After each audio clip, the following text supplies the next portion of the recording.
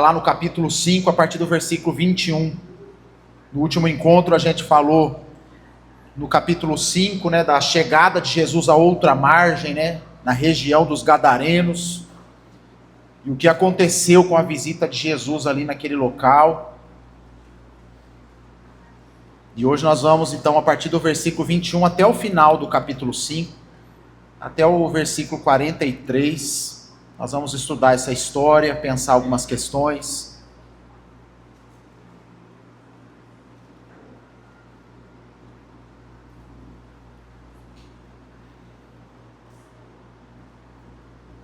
Se você tiver sem Bíblia, tem ali na projeção para você acompanhar o texto que nós vamos investigar nessa noite, estudar. Diz assim o texto bíblico, irmãos: tendo Jesus voltado no barco para o outro lado, afluiu para ele grande multidão, e ele estava junto do mar. Eis que chegou a ele um dos principais da sinagoga, chamado Jairo, e vendo-o, prostrou-se a seus pés, e insistentemente lhe suplicou: minha filhinha está à morte, venha, imponha as mãos sobre ela, para que seja salva e viverá. Jesus foi com ele. Grande multidão o seguia, comprimindo. Aconteceu que certa mulher, que havia 12 anos, vinha sofrendo de uma hemorragia, e muito padecera a mão de vários médicos, tendo despendido tudo quanto possuía, sem contudo nada aproveitar, antes, pelo contrário, indo a pior. Tendo ouvido a fama de Jesus, vindo por trás dele, por entre a multidão, tocou-lhe a veste, porque dizia: se eu apenas lhe tocar as vestes, ficarei curada. E logo se lhe estancou a hemorragia e sentiu no corpo estar curada do seu flagelo.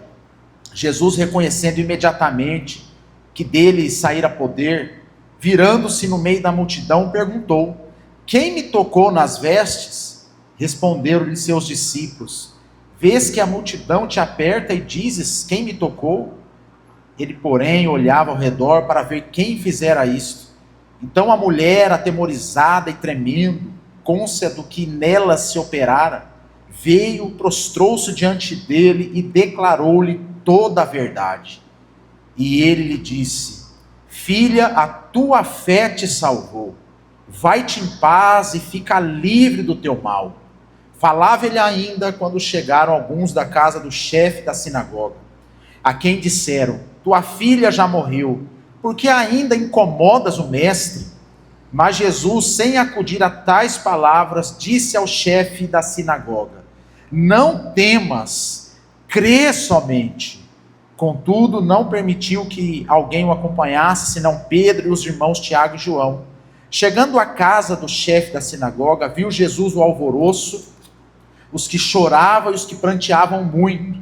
Ao entrar, lhe disse: por que estáis em alvoroço e chorais? A criança não está morta, mas dorme. E riam-se dele. Tendo ele, porém, mandado sair a todos, tomou o pai e a mãe da criança e os que vieram com ele, e entrou onde ela estava. Tomando-a pela mão, disse: Talita cumi, que quer dizer: menina, eu te mando, levanta-te. Imediatamente a menina se levantou e pôs-se a andar, pois tinha 12 anos. Então ficaram todos sobremaneira admirados. Mas Jesus ordenou-lhes expressamente que ninguém o soubesse, e mandou que dessem de comer à menina. Vamos orar, irmãos, mais uma vez, nessa noite, em cima dessa palavra. Senhor, oramos para que esse texto bíblico, tão sofrido na vida dessas pessoas que estão sendo relatadas aqui, mas de uma história, ó Deus, que começou mal e terminou bem, que através dessa história, desse texto, o Senhor fale ao nosso coração, em tempos difíceis, que muitos de nós têm enfrentado, por conta das lutas da vida, do sofrimento, e que esse texto, essa palavra, ó Deus, seja uma realidade, seja um bálsamo em nosso coração, seja algo que edifica a nossa fé, que fortalece a nossa caminhada para enfrentar as batalhas da vida. Eu oro, Deus, para que o Senhor use do meu raciocínio lógico, da minha forma de pensar, de se comunicar. Use a teu favor para que o Senhor fale o coração dos meus irmãos de forma poderosa, de forma pontual, ao ponto, ó Deus, a gente não ficar com dúvida de que é o Senhor que está falando. Que a gente saia daqui com essa certeza, com essa palavra de que o Senhor falou conosco e que possamos viver a partir da tua palavra. Em nome de Jesus. Amém. Irmãos, eu tenho para mim que quando a gente se depara com problemas de sofrimento, com notícias ruins, com tragédias, de uma forma mais genérica, por exemplo, quando o jornal traz assim: lá no Oriente Médio morreu não sei quantas pessoas, é só essa manchete, a gente lamenta, né, assim, poxa vida, olha o que está acontecendo do outro lado do mundo. Mas eu tenho para mim que esse lamento, né, essa sensibilidade, ela passa muito rápido, né? A gente vira a página assim e toca a vida. Mas quando é uma situação que, por exemplo, a manchete coloca o nome da pessoa, coloca a família, coloca a escolaridade, coloca a idade, coloca as motivações, coloca o histórico da pessoa, a gente olha para uma notícia como essa e parece que a gente entra no mundo dessa vítima, dessa pessoa, e tem uma sensibilidade maior com as notícias. Mas também tem notícias, irmãos, quando se refere a gente próxima da gente, que a gente não apenas leu num jornal, mas a gente conviveu com as pessoas, a gente experimentou talvez um pouco da dor da pessoa, a nossa sensibilidade é outra. E aí quando isso entra dentro do seio familiar, dentro do lar, da casa, é um outro tipo de percepção. Eu que sou pastor, eu lido praticamente 70% do meu ministério com sofrimento humano. Com tragédias, com perdas, com dores, com angústias. E ao longo dos 12 anos que eu sirvo a Jesus integralmente, né, no ramo pastoral, eu já me deparei com várias situações, e confesso que algumas eu experimentei desses tipos de sensações que eu acabei de descrever para os irmãos. Algumas assim, poxa vida, a gente lamenta. Outras, nossa, não acredito que foi com aquela pessoa. Outras com alguém muito próximo que eu passei alguns dias sofrendo. E algumas situações até dentro da minha casa que me fez chorar, que me fez sofrer e desenvolver um outro tipo de sensibilidade. Por que eu estou introduzindo com esse recorte do sentimento humano? Porque ao ler o texto de Marcos, irmãos, e lendo desde o capítulo 1 até chegando aqui no capítulo 5, me parece que o escritor ele está afunilando a história. Jesus curou outras pessoas ao longo das páginas que nós estudamos. Mas quando faz menção de cura, fala assim, Jesus curou muitos. É como se fosse aquela notícia que diz assim, tinha um povo sofrendo. Quando fala alguma coisa mais exclusiva, fala, Jesus curou um fulano que tinha a mão assim. Mas não fala quem era esse sujeito, não fala quanto tempo ele viveu assim, não fala se ele ficou pedindo ali por muito tempo, fala assim, ó, ele tinha uma mão que tinha um problema, ou ele tinha uma lepra, e Jesus foi e curou ele no sábado. A gente só sabe que Jesus fez isso, mas a gente não sabe do histórico dessa pessoa. Mas quando chega aqui no capítulo 5, a gente entra na história, o escritor leva a gente a entrar na vida de uma mulher que há 12 anos estava sofrendo de uma enfermidade muito complicada. O escritor quer nos levar, irmãos, a sentir a dor que essa mulher sentiu ao longo de 12 anos. Mas o escritor, não contente com isso, Isaac, ele fala assim, eu quero que vocês percebam o sofrimento um pouco mais. Então traz um relato de um pai desesperado, que clama pela saúde da sua filha. E a sua filha, que estava muito doente, ela vem a falecer. Além do pai lidar com a dor da enfermidade, com a desesperança, com a falta de resposta, esse pai, por alguns minutos, ele lida com o luto. E o escritor faz questão de dizer que era uma criança de 12 anos. Então, irmãos, quando a gente lê esse texto, a gente se depara com um texto como esse, para ler, para pregar, para ministrar, o nosso coração, ele é levado a perceber os sentimentos que o autor quer trazer aqui, que é o sofrimento. O autor, ele quer dizer assim, as pessoas sofrem, o sofrimento ele é real na vida das pessoas. O drama do sofrimento é o tema dessa mensagem. Pois eu creio, irmãos, que é o tema do texto, porque o texto ele é dramático. Eu já preguei esse texto em outras ocasiões.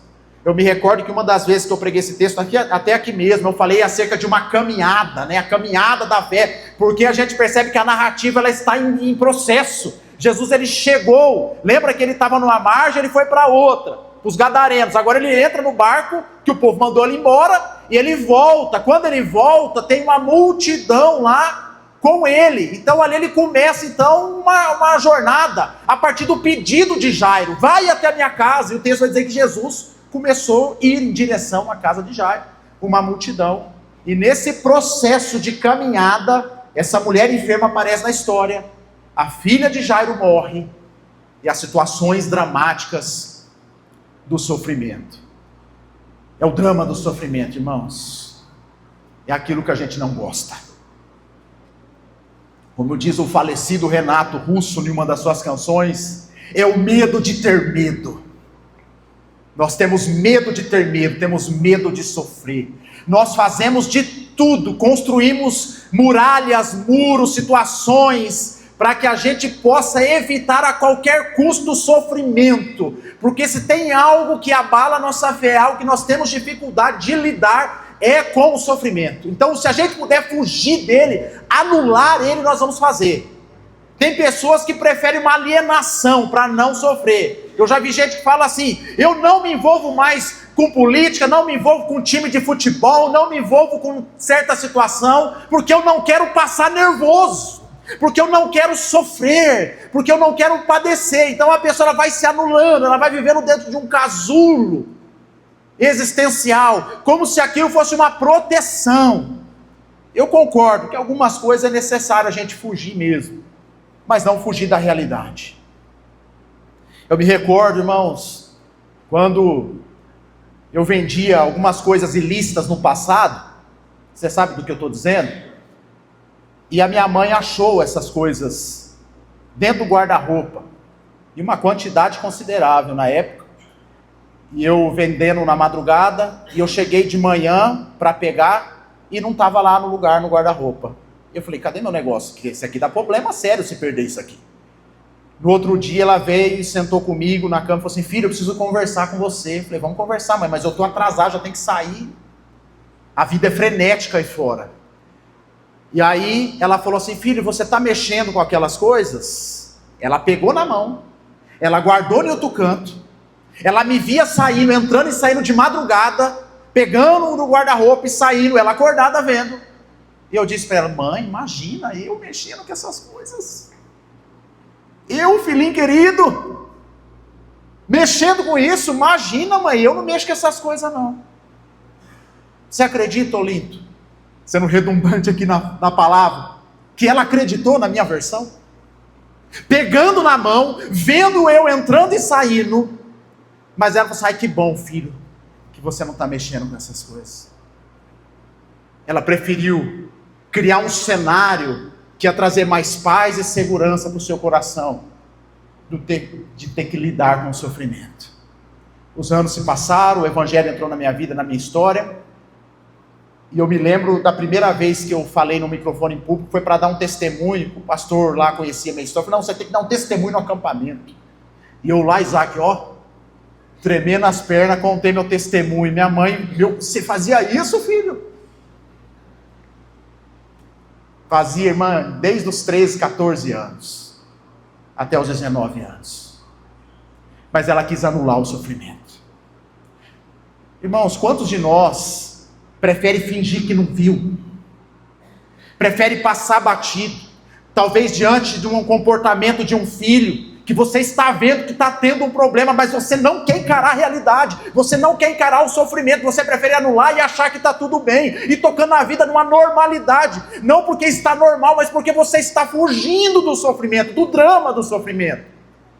Quantos de nós, irmãos, diante de um casamento frustrado, caído, tem medo de tratar, de lidar, porque sabe que se mexer nessas feridas, vai doer, vai sangrar, vai sofrer, então eu vou fingir que está tudo bem. Enquanto o dinheiro está caindo na conta, vai para o shopping comprar bolsa, vai para a pizzaria, vai para tal lugar, e você vai manipulando a situação para não lidar com o sofrimento.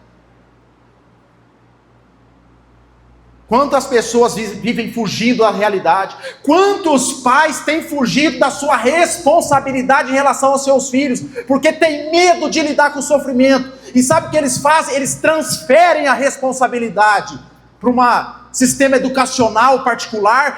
Eu pago a escola que faça o serviço. Para um sistema educacional religioso, a tia Dani, a tia Vânia que se vira com os meus filhos. O pastor que se vira com os meus filhos, porque eu não quero encarar a realidade, eu não quero lidar com esse problema que é meu.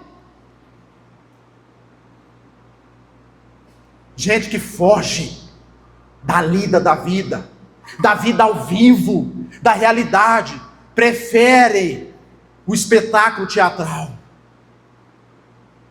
do que lidar com o sofrimento. E esse texto aqui, irmãos, ele vem assim para falar assim: todo mundo sofre, não tem como fugir. Que é o primeiro ponto dessa mensagem, irmãos.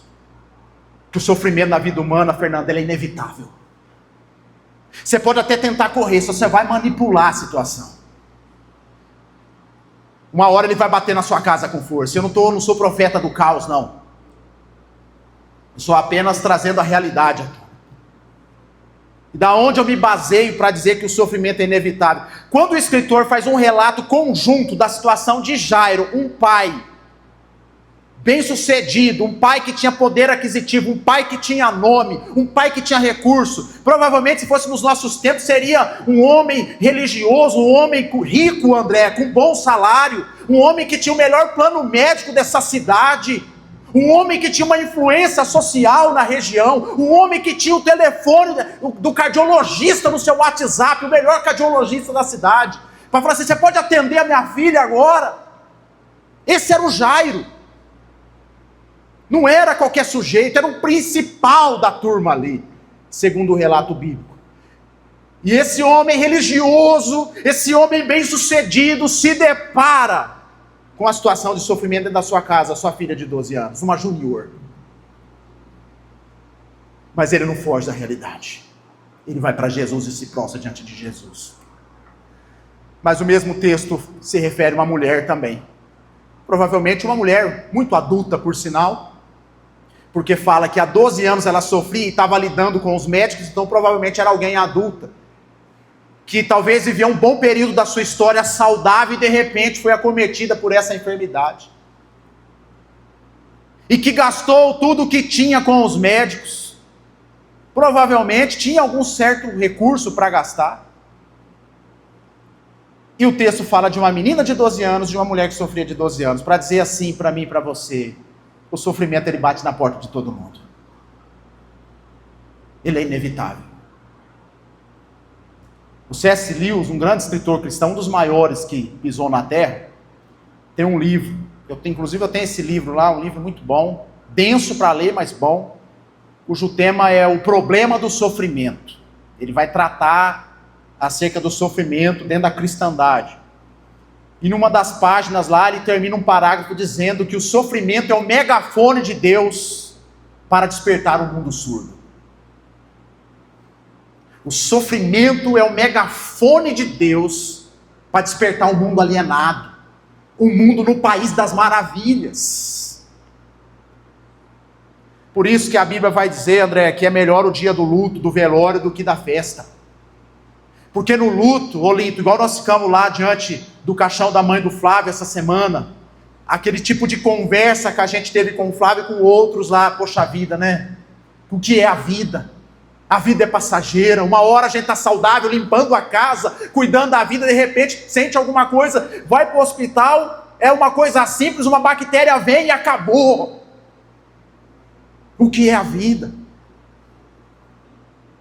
É o sofrimento, irmãos, que é inevitável. Se ele é inevitável, o que fazemos então? Fugimos dele? O texto não nos ensina a fugir, mas ir para dentro, para encarar. A mulher estava sofrendo há 12 anos, Cristian. Sabe o que ela fez? Ela fez o que tinha que ser feito, ela gastou o seu recurso, ela fez o que estava diante das mãos dela.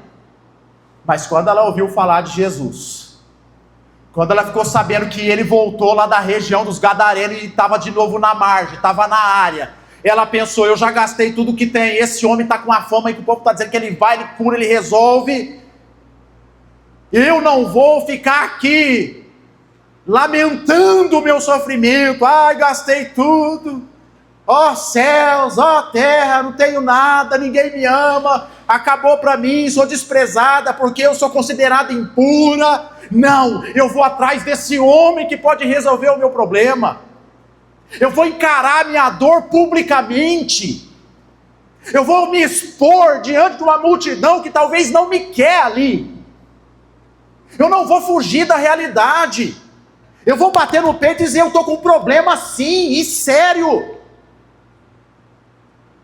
Eu não vou vestir a couraça do coitadismo e ficar ali no ostracismo, escondidinho, dizendo assim, ninguém liga para mim.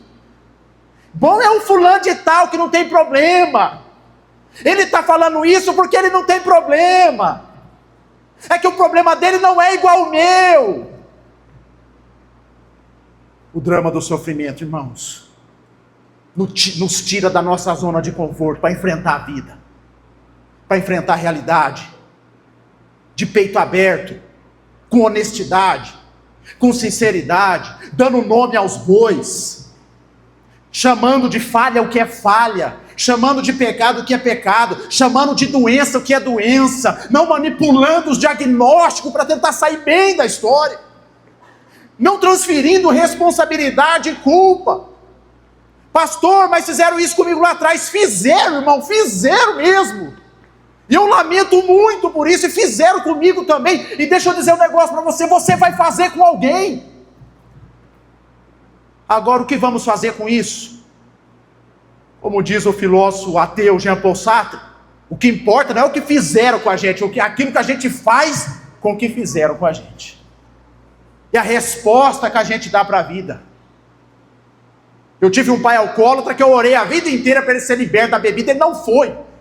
E agora o que eu vou fazer? Eu não vou ser alcoólatra. Eu tive um pai que foi ausente de afeto, né? O que eu vou fazer? Ah, eu sou assim, sabe por que meu pai não me deu carinho? Não, eu vou dar carinho, eu vou dar carinho. Ah, eu não celebro o dia dos pais, meu pai faleceu. Não, eu sou pai e eu celebro sim. Eu vou trazer um novo significado para a realidade, eu vou lidar com o sofrimento. Eu vou fazer o que o Salmo 126 me ensina nos últimos versículos, eu vou andar, chorar e semear. O drama do sofrimento, irmãos, é você continuar a jornada, mesmo com as lágrimas nos olhos, com os desafios da vida, com os problemas para resolver. É continuar a sua jornada até Jesus, porque Ele pode resolver o nosso dilema. E se Ele não resolver, eu tenho que entender que todo o mal que tem nesse mundo é culpa do pecado, que entrou na história, inclusive em mim. É o drama do sofrimento, irmãos. Deixa eu dizer para você que está sofrendo, ele é inevitável. Você nasceu? Nasceu. Já era. É inevitável. Eu me lembro quando eu comecei o serviço assim na igreja, o primeiro ministério assim que eu trabalhei dentro de igreja, foi professor do departamento infantil. Eu era naquela igreja inédito, era o único homem, o primeiro homem da história daquela igreja que foi dar aula para criança. Naquela época não tinha esse contexto assim de abusador, né? Que agora você Colocar homem, não pode, aquele mas era outro contexto, era outro mundo. E eu dava aula no culto infantil para as crianças. E eu me lembro que as crianças tinham 4 anos, a primeira salinha, essa 4 anos você dá desenho para pintar e conta a historinha de 15 minutos, 10 minutos ali. Mas eu me lembro de uma menininha chamada Bruninha, ela levantou a mão e falou assim: tio, eu quero falar um negócio. Eu falei: pode falar, Bruninha, eu tô com um problema. Com 4 anos, irmãos. Eu falei, começou cedo, eu com 4 anos eu brincava, eu brinquei de esconde-esconde, eu era malandro, mas eu brinquei de esconde-esconde até os 16 anos na rua. Mesmo malandro. E aquela menininha com 4 anos, de uma família rica, ela disse: tio, eu tô com um problema. Meu problema na escola. E problema interno mesmo, de sentimento. Sabe aquele negócio, tá com sentimento? Tá com sentimento. Os problemas são inevitáveis, gente. A gente precisa encarar a realidade. E imagine a cabeça de Jairo, João Batista, que chegou primeiro na fila do pão. O homem pousou a nave na outra margem, o barco estacionou. Jesus, minha filhinha, está enferma, o senhor pode ir lá estender as mãos sobre ela, porque o senhor pôr a mão na cabeça dela, ela vai levantar dessa febre, ela vai ser clara, porque a doença, a turma está dizendo que é de morte. Jesus vai lá e Jesus fala assim: eu vou, Jairo, eu vou. Ele tem a palavra, ele tem a promessa, ele tem um acordo fechado, mas no meio da jornada da vida, os processos não é da forma que a gente gosta, não é do nosso estilo, não é do nosso jeito. Vai tendo algumas pedras no caminho, e de repente Jesus indo, a multidão vai lá e a mulher toca em Jesus, e Jesus começa com papo: quem me tocou? Eu penso que Jairo nessa situação: Jesus, a turma aí, Jesus, ele tocou, meu, vambora. É assim mesmo, a turma toca mesmo, foi curada mesmo, irmão, Deus abençoe, bora. Se fosse eu, Jairo, eu com meu temperamento colérico, Fernando, eu ia chegar na mulher: ô fulana, vai, foi ela que Jesus, ela que tocou, já curou, Deus abençoe, vai na paz, minha irmã. Mas Jesus não é colérico, né? Jesus ficou lá, filosofando a vida, com palavras bonitas. Quem me tocou? Porque de mim saiu o poder. Olha que bonito, irmão, essa expressão, e é bonito mesmo, porque a palavra poder aqui, dinamis, no Evangelho de Marcos é a primeira vez que é citada ela, na cura de uma mulher. O que Jesus está falando aqui é poesia, é coisa linda e profunda. Alguém me tocou, porque de mim extraiu o poder, e eu senti, fez falta dentro de mim esse dinamis que saiu de mim. E Jairo lá: que hora que esse culto vai acabar? Que hora que o pastor vai lá em casa? Que hora que o irmão vai orar? Que hora que vai resolver? Que hora que vai chamar minha senha lá na UPA? Que hora que eu vou ser atendido? Que hora que vai chamar meu nome? Que hora que o médico vai marcar a consulta? Que hora que vai abrir a consulta? Jairo lidou com esses dilemas. O dilema do sofrimento não é apenas ter a filha enferma, mas é lidar com a espera, com os processos da vida que muitas vezes nós não temos paciência. Nós queremos as coisas para ontem. É o drive-thru evangélico. Às vezes até os piadistas gostam, faz essas piadas, né? Chega lá no drive-thru lá de carro lá, drive-thru da oração, aí aperta lá, aí chega um sujeito: você quer o quê? Oração tradicional, pentecostal, você quer? Eu quero a pentecostal. Aí chama o manto lá, o varão de fogo. Aí vem o outro lá: eu quero o tradicional, soberano e eterno Pai, faça só a tua vontade. Aí a pessoa sai com a bênção. Não é assim a vida, irmãos. A gente tem que lidar com o sofrimento. E muitas vezes machuca a nossa alma e o nosso coração. E muitas vezes, ainda sendo cristãos e sendo da Bíblia, o povo da palavra, falta resposta para a nossa dor. Quando a mulher para Jesus ali e começa aquele diálogo: quem me tocou, quem me tocou? Jairo estava ali, não tinha resposta para Jairo. A notícia que chega para ele é que deu ruim, não incomoda mais o mestre, agora já não tem mais jeito. É quando as coisas estão indo de mal a pior, irmão, e você acha que vai melhorar e piora. Uns anos atrás eu contei a história para os irmãos de um carrinho que eu tinha, do golzinho quadrado, que ele vivia quebrando. Aí teve uma época lá que furava todos os pneus, assim, arrumava um, furava o outro. Teve um ano aí que eu peguei, lembra já que o Sandero teve um ano aí que ficou assim também, né? Fui lá para trocar o negócio lá no Anderson lá. Era só para trocar o pneu antes, aí teve que trocar óleo, trocar suspensão, trocar um monte de coisa. Vazamento, falei, meu Deus do céu. A brincadeira foi quase R$4.000 a conta tudo.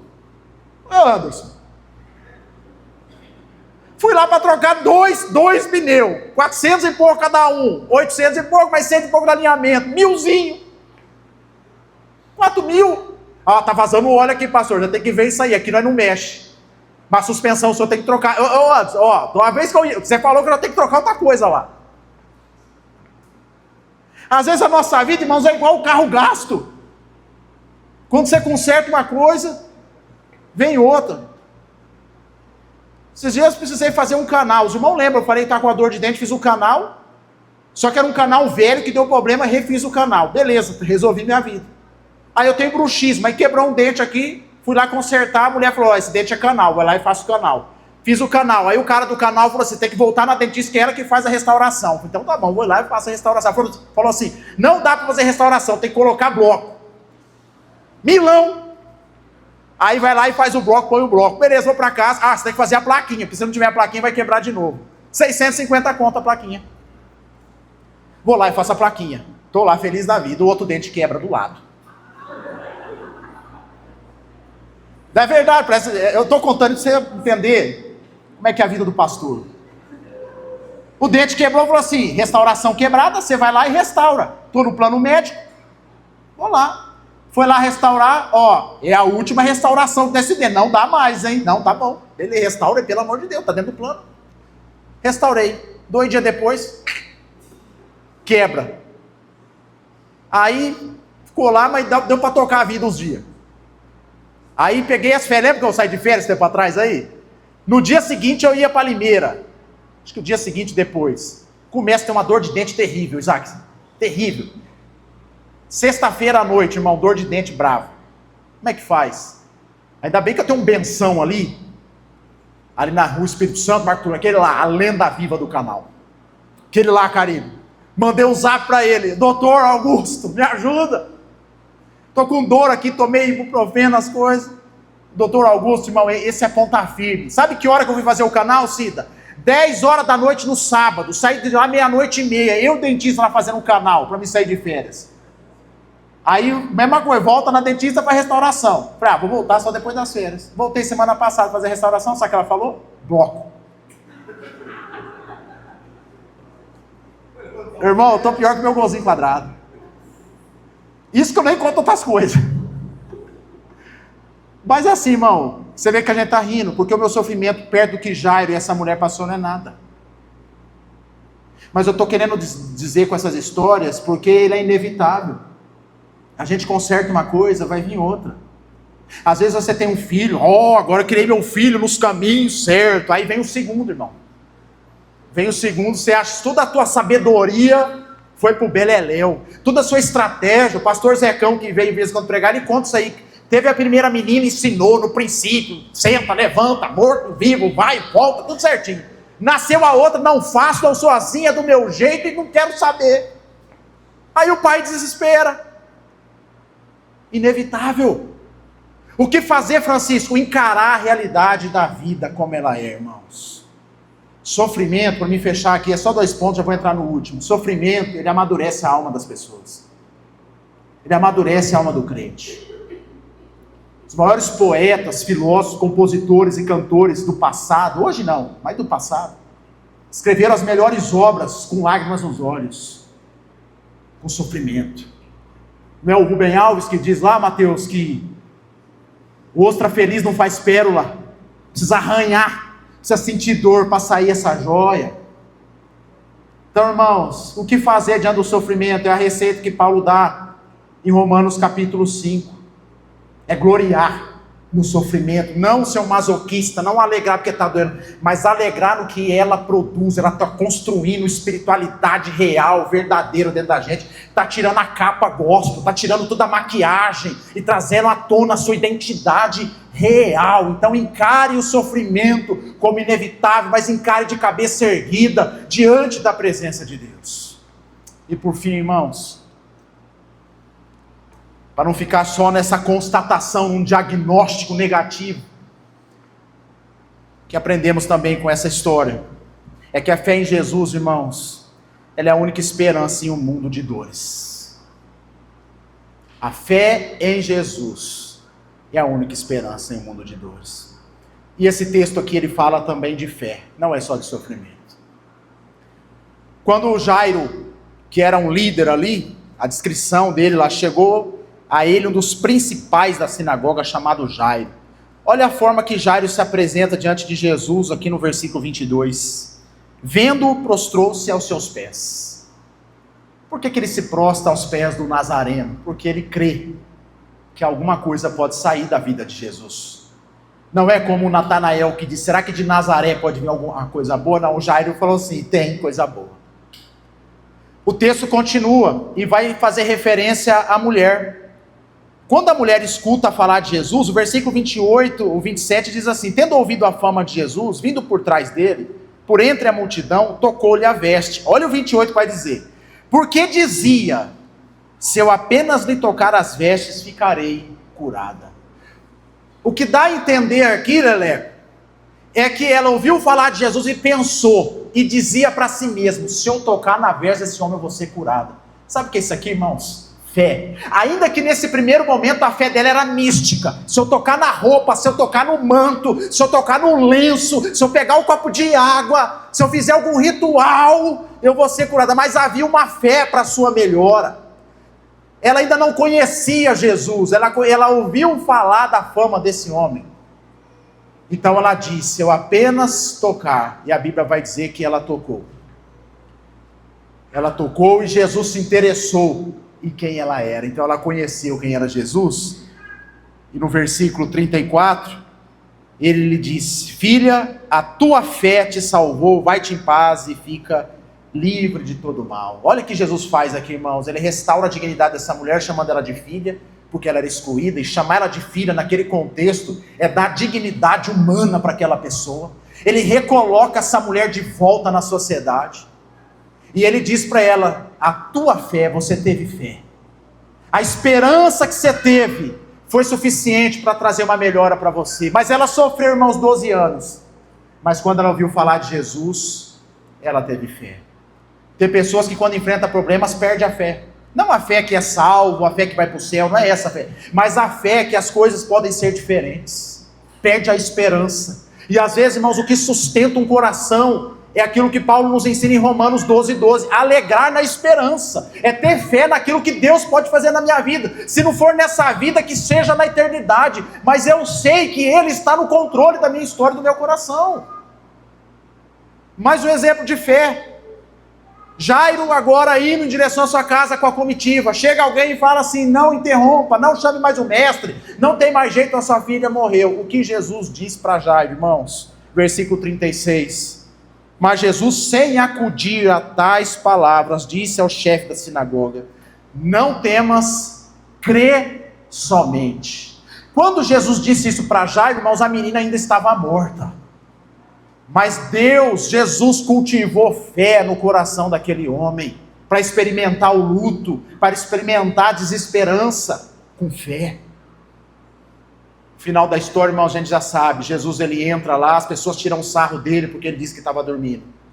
Mas ele de forma carinhosa, né, ele chama, menina, levanta. Que é uma expressão talita cumi, né, de muito carinho. É como se Jesus se abaixasse para conversar com uma criança, na linguagem dela, e restaura aquela menina para Jairo. Irmãos, às vezes nós não vamos ter a mesma bênção que Jairo teve, a mulher teve, de ter os nossos problemas resolvidos. Mas a fé em Jesus Cristo, que Ele nos salvou, perdoou os nossos pecados, e que um dia nós vamos morar com Ele, irmãos, tem que ser o suficiente para nos manter de pé nessa vida. Porque o apóstolo Paulo vai dizer em Romanos capítulo 8, que nada mais pode nos separar do amor de Cristo, já não há nenhuma condenação para aqueles que estão em Cristo Jesus, e ele vai dizer, nem mesmo a enfermidade, nem a morte, pode nos separar do amor de Cristo. Então, irmãos, a fé é o que nos traz esperança e sustenta no meio das batalhas.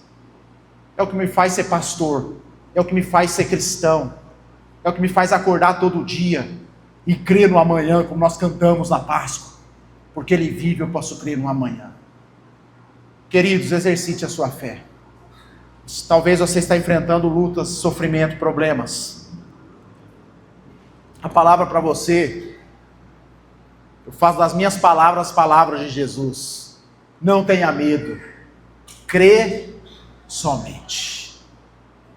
Pois a tua fé te salvou. Vai-te em paz. Palavras de Jesus. Para o meu coração, para o seu coração. Para lidar com a dor. Jéssica, para lidar com o sofrimento. Fé. Crê somente. Descansa no Senhor a sua alma, o seu coração. Entrega para Deus, confia ao Senhor os seus cuidados, que Ele tem cuidado de nós. Lance sobre Ele a vossa ansiedade, porque Ele tem cuidado de nós. Traga Ele em oração, em súplica, porque Ele tem cuidado de nós. E a paz que excede todo entendimento, ela vai sendo derramada sobre os nossos corações, nos dando capacidade de viver e pensar naquilo que é bom, puro, de boa fama, naquilo que edifica. Essa é a caminhada do crente, irmãos. O drama do sofrimento, ele é inevitável, mas a gente precisa ter fé no mundo de dores, para a gente continuar a nossa jornada. Eu creio, Francisco, que Jesus Cristo ressuscitou. Isso é o que baseia a minha fé. Eu tenho problemas para ser resolvido e gostaria muito que Jesus resolvesse os meus problemas. Mas se Ele não resolver, irmãos, Ele já resolveu o principal.